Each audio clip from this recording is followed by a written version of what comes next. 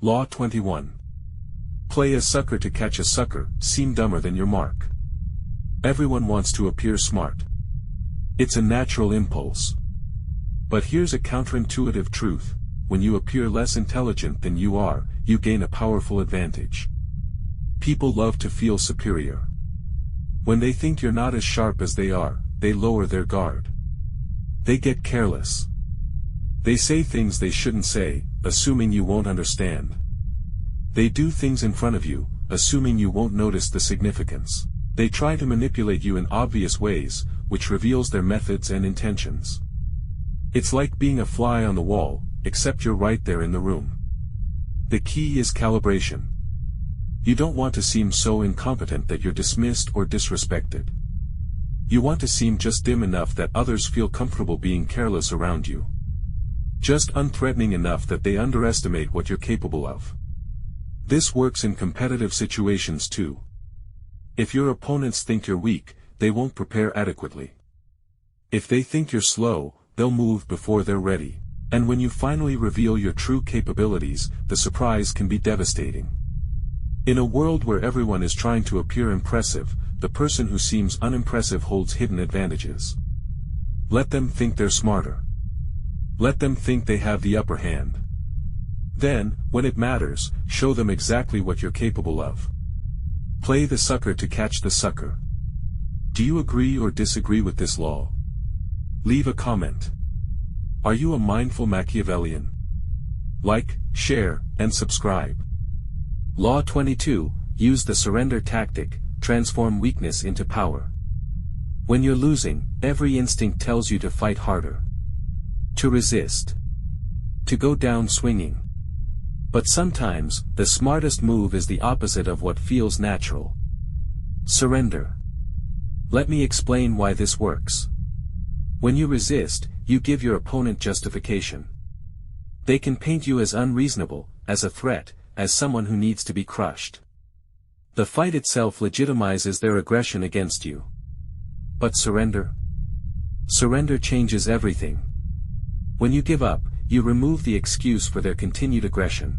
Now they look like bullies if they keep attacking.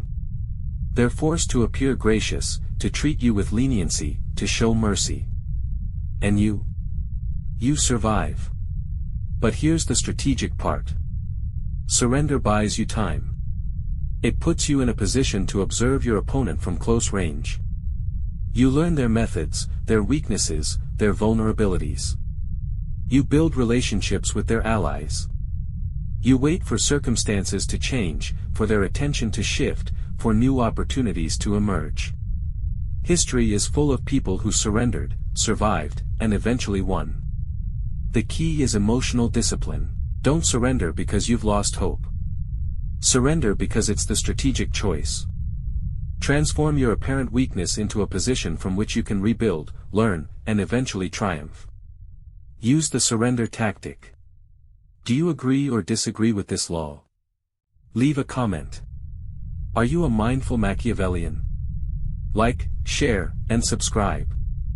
Law 23. Concentrate your forces. Here's a principle that applies to war, business, relationships, and virtually every competitive situation: power comes from concentration, not dispersion. When you spread your efforts across many objectives, you dilute your impact. You make incremental progress everywhere but breakthrough progress nowhere. Think about military history. The winning side rarely has overwhelming numbers everywhere. Instead, they concentrate their forces at decisive points, creating local superiority that breaks through enemy lines. The same principle applies to your life. In business, companies that dominate one market almost always beat companies that dabble in 5. In skills, people who master one thing outperform those who are mediocre at many things. In conflict, concentrated attacks on a single weakness devastate opponents, while scattered attacks accomplish nothing. The challenge is identifying where to concentrate. What objective, if achieved, would transform your position? What vulnerability in your opponent could be decisive? What single focus would create the maximum impact? Once you've found it, marshal everything toward that point. Your time, your energy, your resources, all directed at one target. Resist distractions. Ignore secondary objectives. Push through to the breakthrough. Concentration creates power. Dispersion creates weakness. Focus your forces where they matter most, and watch your results transform. Do you agree or disagree with this law? Leave a comment. Are you a mindful Machiavellian? Like, share, and subscribe. Law 24. Play the perfect courtier. In the royal courts of history, survival depended on mastering certain arts. Flattery. Diplomacy. Charm. Grace. The courtier who perfected these skills rose to power. Those who didn't often lost their heads. We don't live in royal courts anymore, but the same dynamics exist in every organization, institution, and social hierarchy. Playing the perfect courtier means mastering several essential skills. First, flattery, but subtle flattery. Make those above you feel intelligent, important, and secure. Notice what they're proud of and acknowledge it. Be the one who makes them feel good about themselves. Second, diplomacy. Never argue directly. Instead, guide people toward conclusions through questions, suggestions, and gentle redirection. Third, charm. Become someone people want to be around. Be interesting, interested, and pleasant. Fourth, grace under pressure. Never show frustration, desperation, or anger. Maintain composure regardless of circumstances. Fifth, adaptability. Be what each situation requires while never losing sight of your true objectives. These skills aren't about being fake, they're about being socially intelligent. Power flows through relationships and perceptions. Those who master the courtier's arts navigate these flows effectively. Those who don't get caught in the undertow. Learn to play the perfect courtier, and you'll rise in any organization you choose. Do you agree or disagree with this law? Leave a comment. Are you a mindful Machiavellian? Like, share, and subscribe. Law 25, recreate yourself. Most people sleepwalk through their identities. They accept the role they've been assigned by family, culture, and circumstance. They become what others expect them to be, not what they choose to be. This is a fundamental mistake in the game of power. Power requires a distinctive identity. A persona that captures attention and creates impact.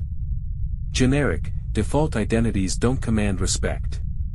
They don't open doors. They don't create opportunities. Recreating yourself means taking control of who you are. Start by examining the identity you've inherited. What parts of it serve your goals? What parts hold you back? What assumptions about yourself are actually limitations? Then decide who you need to become. What qualities would command respect? What characteristics would create opportunities? What persona would serve your objectives? Finally, systematically develop those qualities.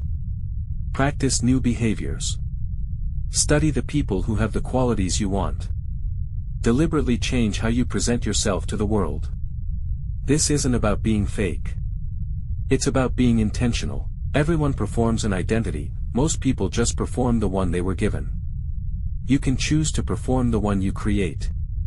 Your identity is your most fundamental tool. Don't let others define you.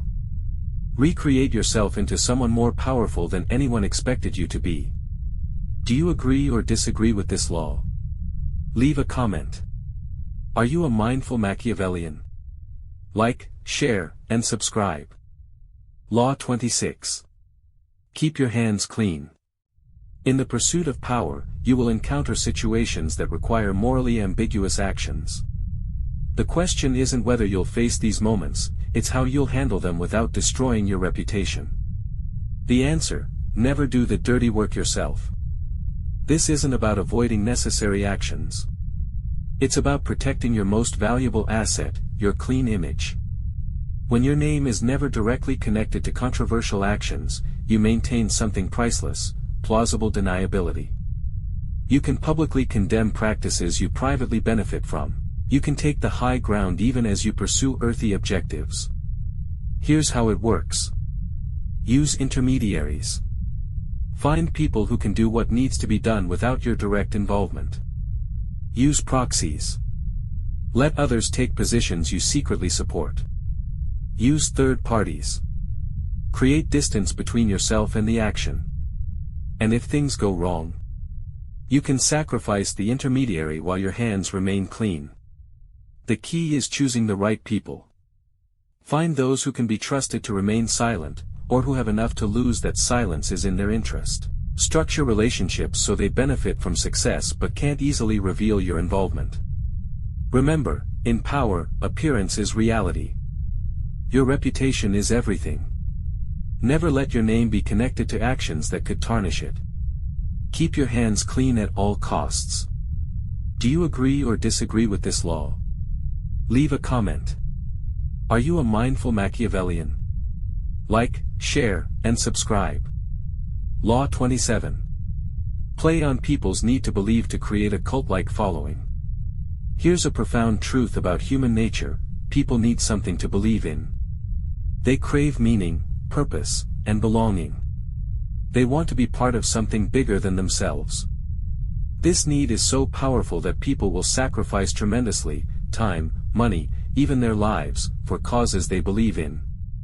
Understanding this gives you tremendous power. To create a devoted following, you must offer something for people to believe in. Start with a compelling vision. Paint a picture of a better future, a higher purpose, a meaningful mission. Make it grand enough to inspire but specific enough to feel achievable. Second, create community. People want to belong. Design rituals, practices, and gatherings that reinforce group identity. The more people invest in the group, the more committed they become. Third, define enemies. Common adversaries unite groups and justify sacrifice. Name what you stand against as clearly as what you stand for. Fourth, maintain mystery. People value what they can't fully understand or easily access. Keep some elements exclusive or unexplained. This isn't about manipulation, it's about leadership. The most successful companies, movements, and leaders all create cult-like followings. They offer meaning in a world that often feels meaningless. Master this law, and you'll command loyalty that rational incentives can never buy. Do you agree or disagree with this law? Leave a comment. Are you a mindful Machiavellian? Like, share, and subscribe. Law 28. Enter action with boldness. Timidity is dangerous. I'll say it again, timidity is dangerous. When you hesitate, when you hedge, when you approach actions half-heartedly, you communicate uncertainty. Others sense your doubt and exploit it. Your opponents gain confidence. Your supporters lose faith. And you create your own failure. Boldness works differently. When you commit fully to a course of action, several things happen. First, you project confidence that others interpret as competence. People assume you have reasons for your certainty. Second, you create momentum. Bold action forces others to respond to you rather than plan against you. Third, you eliminate the mental traps of hesitation. No second-guessing, no middle ground paralysis, no half measures. Even when boldness fails, the failure is cleaner. You can pivot completely rather than being trapped in ambiguity. But here's the key distinction: boldness is not recklessness. Boldness is calculated risk-taking with full commitment. Recklessness is ignoring risks entirely. The bold actor has assessed the situation, chosen a course, and executed with everything they have. The reckless actor hasn't thought at all. In the game of power, the bold often win because they act while others hesitate. They seize opportunities while others calculate. They create their own luck through decisive action. Enter action with boldness, or don't enter at all. Do you agree or disagree with this law? Leave a comment. Are you a mindful Machiavellian? Like, share, and subscribe. Law 29, plan all the way to the end. Most people don't do this. They plan the first few moves and figure they'll handle the rest as it comes. This is a fundamental error. The chess master doesn't think one move ahead, they think 5, 10, sometimes more. They see the entire arc of the game before they touch a piece. Planning to the end gives you tremendous advantages. First, you identify problems before they become crises. When you've thought through every stage, you can prepare for difficulties that would otherwise derail you. You have contingency plans. You have fallback positions. Second, you avoid emotional decisions. If you've already decided how to respond to various scenarios, you're less likely to panic under pressure. You execute your plan rather than reacting impulsively. Third, you sometimes realize an action isn't worth taking at all. The full analysis reveals that a seemingly attractive opportunity leads to an undesirable outcome. You avoid traps that the short-term thinker walks right into. This requires patience. It requires discipline. Before you act, visualize the entire process. What happens after your first move? What could go wrong? How would opponents respond? What does victory actually look like? Only when you can see the complete path should you begin walking it. Plan all the way to the end, and you'll rarely be surprised. Do you agree or disagree with this law? Leave a comment. Are you a mindful Machiavellian? Like, share, and subscribe. Law 30, make your accomplishments seem effortless. Here's a truth that might surprise you: visible struggle diminishes your achievements. When people watch you work hard, sweat, and strain, they think, I could do that too if I worked that hard. Your effort makes your success seem replicable. But when you make it look easy, something different happens. Effortlessness creates an aura of natural superiority. People think you have special gifts, innate talents that they could never acquire. They're intimidated rather than inspired. They conclude they could never match you, so they don't even try. This is how you demoralize competitors without saying a word. The practical application is straightforward: hide the work, show only the result. Don't let people see your preparation, your anxiety, your late nights, your failures. Present only the polished outcome. When people ask how you did it, be vague. It just came together, you might say. I've always had a feel for this. Let them believe you're naturally gifted rather than painstakingly prepared. This isn't about being lazy. You should work harder than anyone, but invisibly. Your preparation should be exhaustive, but no one should see it. What the world sees is the effortless grace with which you achieve remarkable things. Make it look easy, and people will assume it is, for you, and only for you. That perception is power. Do you agree or disagree with this law? Leave a comment. Are you a mindful Machiavellian? Like, share, and subscribe. Congratulations on making it to the end. Now be mindful. Go out and master the game. Master yourself.